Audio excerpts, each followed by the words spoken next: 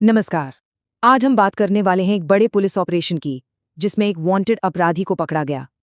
ये पूरी कहानी है छपरौली में हुई एक मुठभेड़ की, जिसके बाद एक कुख्यात गैंगस्टर कानून के शिकंजे में आया। 25,000 रुपए। सुनने में शायद ये रकम बहुत बड़ी ना लगे, लेकिन ये वो इनाम था जो बागपत पुलिस ने इस गैंगस्टर पर रखा था। इससे ये तो साफ है कि ये शख्स पुलिस के लिए एक बड़ा सिरदर्द बन चुका था।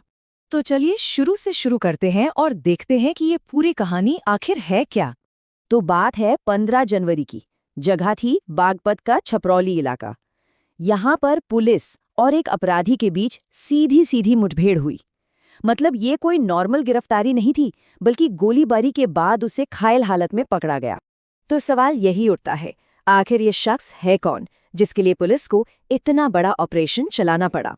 तो जो शख्स पकड़ा गया उसका नाम है इमरान। उसके दो पत्ते हैं, एक तो बागपत के मवीकला गांव का है और दूसरा हरियाणा के पानीपत में जटला रोड का। ये दो पते इस बात का साफ इशारा करते हैं कि उसका जो नेटवर्क था वो दो राज्यों में फैला हुआ था। अब जरा इसके चिट्ठे पर नजर डालते हैं, मतलब इसके क्रिमिनल रिकॉर्ड पर। देखिए, इस पर सिर्फ आम आपराधिक मामले ही नहीं हैं, गैंगस्टर एक्ट भी लगा हुआ है। और ये एक बहुत ही सीरियस चार्ज होता है। ये तब लगाया जाता है जब कोई संगठित गिरोह बनाकर अपराध करता है। ऊपर से हरियाणा के सोनीपत में भी केस दर्ज है, जो इसके इंटर स्टेट नेटवर्क की बात को और पक्का करता है। तो सवाल ये है कि पुलिस ने इसे पकड़ा कैसे? देखिए, ये किसी एक टीम का काम बिल्कुल नहीं था।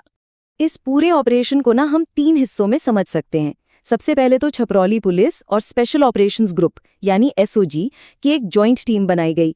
इसके बाद इस टीम का उस अपराधी से आमना सामना हुआ जो मुठभेड़ में तब्दील हो गया, और आखिर में उसे घायल हालत में ही गिरफ्तार कर लिया गया।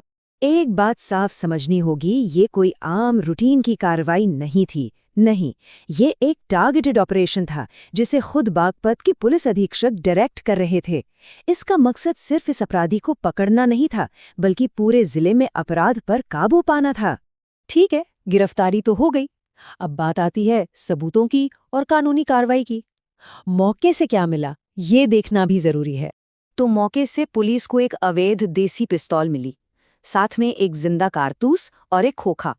अब ये जो खोखा है ये इस बात का पक्का सबूत है कि गोली चली थी। इसके अलावा एक मोटरसाइकिल भी जब्त की गई, जो शायद वो अपराध के लिए इस्तेमाल कर रहा था। तो बस इन्हीं सबूतों के बेस पर इमरान के खिलाफ कानूनी कार्रवाई शुरू हो गई है। मामला पुलिस स्टेशन से कोर्ट पहुंच रहा है। चलिए, अब जरा इस एक गिरफ्तारी से हटकर बड़ी तस्वीर को देखते हैं। मतलब इस एक एक्शन का आखिर मतलब क्या है? देखिए, पुलिस के मुताबिक ये गिरफ्तारी अचानक नहीं हुई है। ये एक बड़े अभियान का हिस्सा है जो वांटेड अपराधियों को पकड़ने और क्राइम को रोकने के लिए चलाया जा रहा है। तो ये एक सोची समझी रणनीति का हिस्सा था। और आखिर में एक सवाल जो सोचना जरूरी है कि इस तरह की एक हाई प्रोफाइल गिरफ्तारी से अपराध के इतने बड़े जाल पर आखिर कितना असर पड़ता है, इस पर सोचना तो बनता है।